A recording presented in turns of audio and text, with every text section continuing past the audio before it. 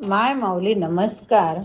श्री डोंगरे महाराज श्रीमद भागवत कथासार अष्टम स्कंद कथासार भाग 54 अभिवाचन करत आहे. स्वतः लाभ घ्या, आप्तजनांना लाभ द्या. श्रवण केले तर ओम नमो भगवते वासुदेवाय लिहा. आनंद घ्या, आनंद द्या. आजच्या शुभदिनी भगवंताला वंदन करून प्रारंभ करते. श्री गणेशाय नमः, श्री सरस्वते नमः, श्री गुरुभ्यो नमः. आजची कथा सत्यव्रत म्हणून राजाचा वंशज. शुक्राचार्य वर्णन करू लागले. राजा ह्या कल्पात राजश्री सत्यव्रत वैवस्वत म्हणून झाले होते. वैवस्वाच्या घरी वैवस्वत झाले होते म्हणून वैवस्वत सूर्यवंशाचे अधिप्रवर्तक आहेत. त्यांचा विवाह श्रद्धा नावाच्या स्त्रीशी झाला. त्यांना 10 अपत्ये झाली. त्यांची नावं कोणती तर ही अशी: इक्ष्वाकू, दृग, शर्याती, दिष्टी, करुज, नरिहंत, नरियशंत, ऋषघ्न, नभग आणि कवी. दृष्टीच्या वंशात मरुत नामक चक्रवर्ती राजा झाला होता. मरुताचे गुरु बृहस्पती होते. तेच इंद्राचेही गुरु होते. मरुत राजाला यज्ञ करावायचा होता. बृहस्पतीने येण्याचे नाकारले. प्रत्येक मंगल कार्यात प्रथमतः कुलगुरूचे पूजन करायला हवे. आता काय करावे? एकदा मरुत राजाला नारद ऋषी रस्त्यात भेटले असता त्याने आपली अडचण त्यांना सांगितली. तेव्हा नारद म्हणाले, राजा, बृहस्पतीचे धाकटे बंधू संवर्तकांनाच बोलावून घे. तेही गुरुसमानच आहेत. यज्ञ तर झालाच पाहिजे. राजा म्हणाला, संवर्तक तर योगी आहेत, शिवाय त्यांचा पत्ताही मला माहीत नाही. नारद म्हणाले, त्यांचा पत्ता मी सांगेन, पण माझे नाव मात्र कुणाला सांगू नको. कित्येकदा ज्ञानी पुरुषही संसाराला भितात. संसारिक स्त्री पुरुषांचा संग झाल्याने ब्रह्माकार वृत्तीचा भंग होतो. संवर्तक योग्याचा नियम होता की 24 तासात ते एकदा काशीला येत असत. महापुरुष भजनातही नियमाचे पालन करतात. संवर्धक काशी विश्वनाथाच्या दर्शनासाठी काशीला येत, पण रस्त्यात जर एखादे प्रेत दिसले तर तेच शिवरूप मानून त्याला वंदन करून परत जात. महाभारताच्या अनुशासन पर्वात ही कथा विस्ताराने सांगितली गेली आहे. मरुत राजा व एक शिव घेऊन मार्गात बसले. एक वेडसर माणूस आला. त्याने प्रेत बाजूला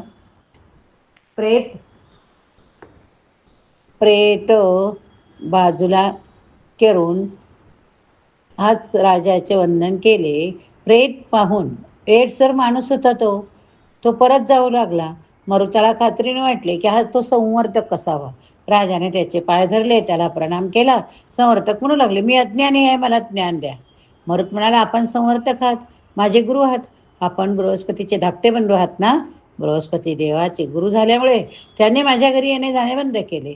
मला यज्ञ करण्याची इच्छा आहे. कुणी माझ्याकडून यज्ञच करून घेत नाही. संवर्तक म्हणाला, मी यज्ञ तर करून देईन, पण जर तुझे ऐश्वर्य पाहून बृहस्पती तुझा यज्ञ करण्यास व तुझे गुरु बनण्यास तयार होतील व तू ते मान्य करून माझा त्याग करशील तर मग मी तुला भस्म करीन. राजाचे संवर्तकाची अट मान्य केली. संवर्तकाने यज्ञाची तयारी पाहून बृहस्पतीचे मन लालावले हो. त्यांनी राजाला संदेश पाठवला की मी तुमचा आचार्य आहे, मी यज्ञ करण्यास तयार आहे. बृहस्पतीने इंद्राला सांगितले. इंद्राने अग्नीमार्फत निरोप पाठवला की बृहस्पतीलाच यज्ञाचा आचार्य करावे. जर असे झाले नाही तर इंद्र यज्ञात बाधा उत्पन्न करील. अग्नीने संवर्तकाला बजावून सांगितले की जर माझ्या आज्ञेचे उल्लंघन करशील तर मीच तुला जाळून भस्म करेन. योगी संवर्धक ज्या देवाला आज्ञा करीत तो देव तेथे प्रत्यक्ष येऊन आपला आविर्भाग घेऊन जाई. राजा मरुताचा यज्ञ तसा यज्ञ आजपर्यंत कुणाचा झाला नाही, कुणाचा होणार नाही. मरुताच्या ह्या यज्ञाचे वर्णन ऋग्वेदात आहे. भागवतात तर या यज्ञाचे वर्णन थोडक्यात केले आहे. मनुपुत्र नभगाच्या घरी नाभाग झाले आणि भगवान शंकराच्या कृपेने नाभागाच्या घरी फक्त अंबरीषाचा जन्म झाला. अंबरीष मर्यादा भक्तीचा आचार्य होय.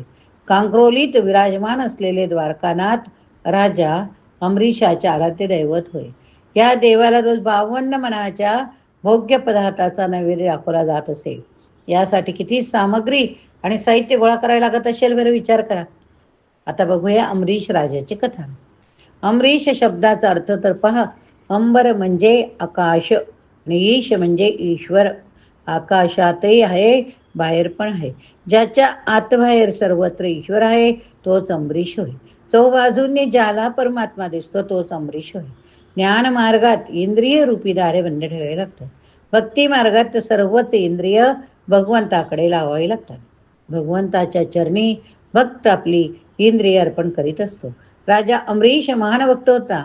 त्याचे मन भगवंताच्या चरणासी वाणी भगवंताच्या गुणवर्णनात, हात देवाचे देऊळ जाणण्यात, पाय तीर्थक्षेत्राच्या पदयात्रेत, कान भगवंताच्या कथा ऐकण्यात, तसे डोळे भगवंताच्या मूर्तीच्या दर्शनात गुंतलेले असत.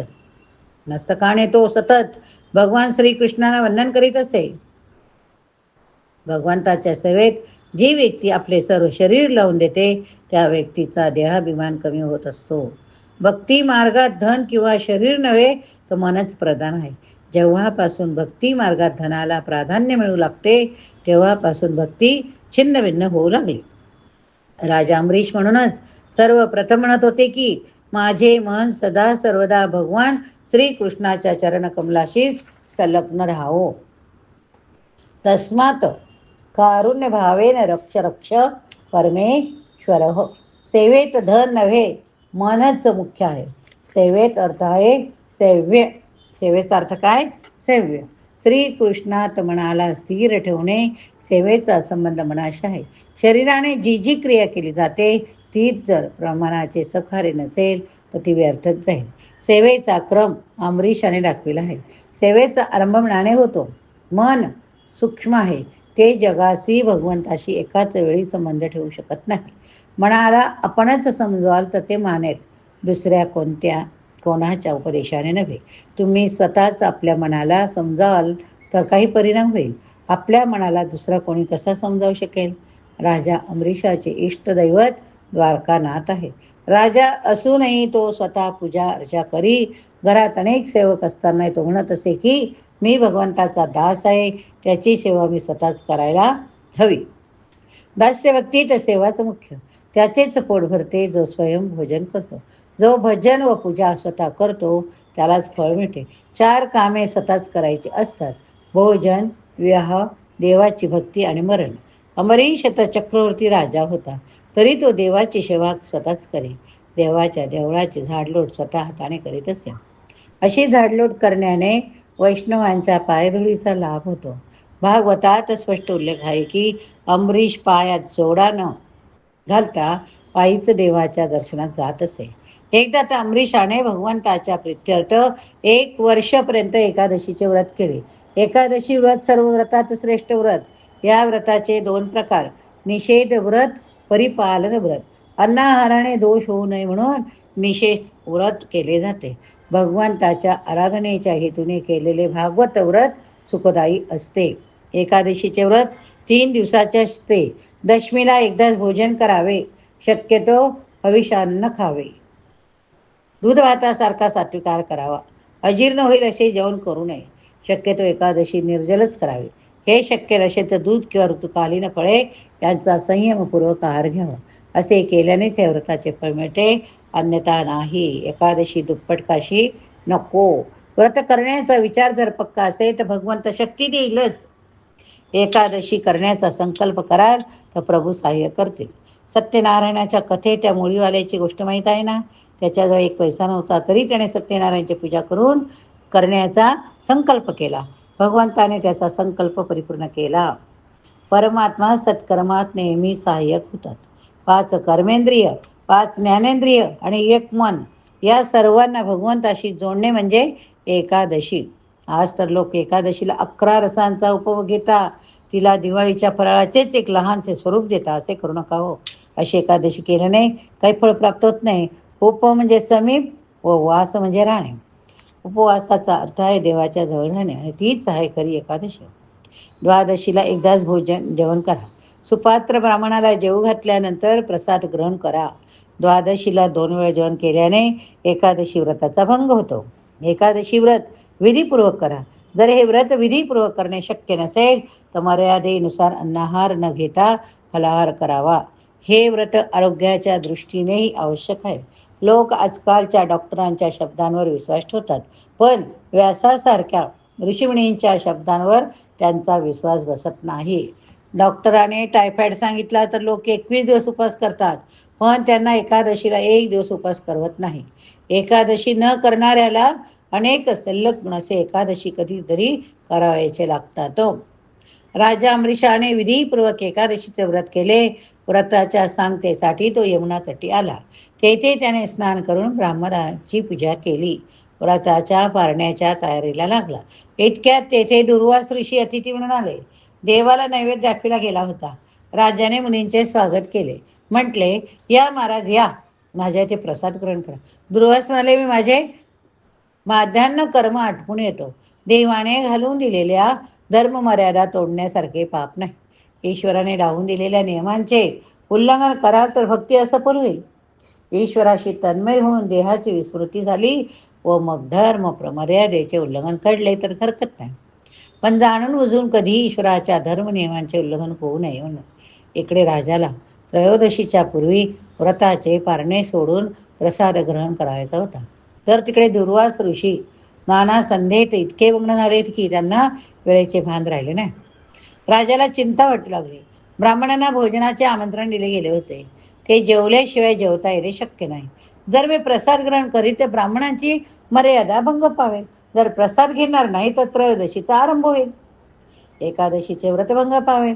द्वादशी काही पळेच उरली होती. ब्राह्मणाच्या आज्ञेने राजाने तीर्थप्रसाद ग्रहण केला. तेवढ्यात दुर्वास ऋषी आले. राजाने दुर्वासांचे स्वागत केले. दुर्वासाने तर्काने जाणले की राजाने प्रसाद ग्रहण केला.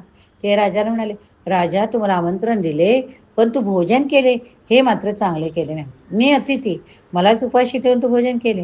ही तुझी विष्णुभक्ती कशी? राजा म्हणाला, महाराज, मी तर फक्त पाणी प्यालो. पण दुर्वास ऋषी काय ऐकणार होते? ते क्रोधवत होते. त्यांचीच राजाची एकही गोष्ट ऐकली नाही. जोपर्यंत दुर्वासना असते तोपर्यंत क्रोधही असतो. दुर्वासांनी आपल्या डोक्यावरील केसातून एक कृत्या उत्पन्न केली. तिला राजाला मारण्याची आज्ञा दिली. कृत्या अमरीशाला मारायला निघाली. तेव्हा अमरीशाच्या प्रार्थनेनुसार भगवंताने सुदर्शन चक्र सोडले आणि कृत्याला ठाक केले. नंतर ते चक्र दुर्वासाच्या मागे लागले. दुर्वासा लोक सोडून दुसऱ्या लोकात गेले. तरी चक्राने त्यांचा पिच्छा पुरविला. दुर्वासांचे रक्षण कुणीही करू शकले नाही. शेवटी ते वैकुंठात आले. भगवान नारायणाची प्रार्थना करू लागले, भगवान माझे रक्षण करा. नारायणाने ऋषींचे स्वागत केले. दुर्वास म्हणाले, देवा, आपले चक्र माझ्या मागे लागले, माझे रक्षण करा. भगवान ऋषीला म्हणाले, जो वैष्णव अनन्य भावाने माझी सेवा करून आपले सर्वस्व दान करतो त्याला मीही माझे सर्वस्व दान करतो. मी भक्ताधीन आहे. माझे चक्र ह्यावेळी राजा अमरीशाच्या स्वाधीन आहे. अहम भक्त पराधीनो हय स्वतंत्र इव द्विज साधुभीरग्रस्त हृदयो भक्ततै भक्त जनप्रिया. दुर्वास ऋषे, मी तर पूर्णतः भक्ताधीन आहे. मी लेश मात्रही स्वतंत्र नाही. माझ्या भोळ्या भाळ्या भक्ताने सरळ भक्तीने माझे हृदय आपल्या स्वाधीन करून घेतले. भक्तजन माझ्यावर प्रेम करता व मी भक्तजनावर प्रेम करतो. भक्तांच्या पुढे मी माझी पर्वा करीत नाही व लक्ष्मीची पर्वा करीत नाही. भक्त माझ्यासाठी सर्वस्वाचा त्याग करून मला शरण येतात. माझ्या वाचून त्यांचा अन्य कुणी आश्रय नसतो. अशा भक्तांना सोडून देण्याचा विचार मी कसा करू? भक्तांनी माझे हृदय जिंकले, ते मला अत्यंत प्रिय. माझ्याशिवाय अन्य कोणत्या मोक्षाची ते कधीही इच्छा देखील बाळगीत नाही. मी भक्तांचे हृदय, भक्त माझे हृदय. भगवान म्हणतात, हे दारागार पुत्राप्तान प्राणान वित्तमीदम मीमम परम हित्वा माम शरणम याताः कथम तास्य टू मुत्सहे. आपली स्त्री, पुत्र, घर, स्वजन, धन, इहलोक परलोक, प्राणी आदी सर्वांचा त्याग करून जे मला शरण आले आहे त्यांना मी कसा सोडू? मयी निर्बद्ध हृदया साधव समदर्शनः अंशी कुर्वन्ति मां भक्त्या सत्स्त्रियः सत्पतीः यथाः. भक्त मला भक्तीने अंश करून घेतात. साधो हृदयम मह्यम साधूनाम हृदयम त्वहम. माझे भक्त माझे हृदय आहेत, मी त्यांचे हृदय आहे. भगवान म्हणतात, जप व विद्या ह्या गोष्टी अतिउत्तम आहेत, पण त्यांना जर विनय विवेक यांची जोड नसली तर त्या व्यर्थ होत. दुर्वास ऋषी आपले तपस्वी आहात. आपल्याजवळ प्रबळ शक्ती आहे, पण आपण त्यांचा दुरुपयोग केला. आपणच थोडा विचार करा. अमरीशाने कोणता अपराध केला होता? काय त्याने कोणती चूक केली? त्याने व्रताच्या पालनासाठी फक्त पाणीच ग्रहण केले, तरी आपण रागवलात. आपण आता त्यांच्याकडे जा व त्यांना विनंती करा, क्षमा मागा. जर भक्तराज अमरीश क्षमा करील, तरच या चक्राची गती थांबेल. दुर्वास ऋषी राजा अमरीशाकडे आले. क्षमा मागण्यासाठी राजाला वंदन करू लागले. तोच राजा म्हणाला, नाही नाही महाराज, आपण मला वंदन करणे योग्य नाही. वंदन तर मीच तुम्हाला केले पाहिजे. राजाने सुदर्शन चक्राची प्रार्थना केली. हे सुदर्शन, शांत हो. आजपर्यंत मी जे दान पुण्य सेवा केली असेल, त्या सर्वांच्या पुण्याने तुझा वेग शांत हो, शांत हो. आणि सुदर्शन चक्र खरंच शांत होऊन परत गेले. अमरीशाच्या कथेत एक रहस्य आहे. अमरीश शुद्ध भक्तीचे स्वरूप होय, म्हणून चरित्राच्या आरंभात सर्वेंद्रियांची भक्ती दाखविली गेली. अमरीशाचे चरित्र भक्तीनेचे चरित्र होय. भक्ती रसात, भक्ती मार्गात दुर्वास म्हणजे दुर्वासना बाधा उत्पन्न करीत असते. मीच मोठा, बाकी सर्व लहान, कमी दर्जाचे आहेत, अशी भावना म्हणजे दुर्वासना होय. सर्व सुखे मी एकटाच भोगीन, अशी भावना आहे दुर्वासनाच होय. दुसऱ्यांना दुःखी करण्याची इच्छा आहे दुर्वासनाच होय. ही दुर्वासना भक्तीत बाधा उत्पन्न करीत असते. या ठिकाणी हा भाग संपवूया. पुढील भागात पुढील कथा श्रवण करूया. ओम नमो भगवते वासुदेवाय सच्चिदानंद रूपाय विश्वोत्पत्त्यादिहेतवे तापत्रय विनाशाय श्रीकृष्णाय वयं नुमः.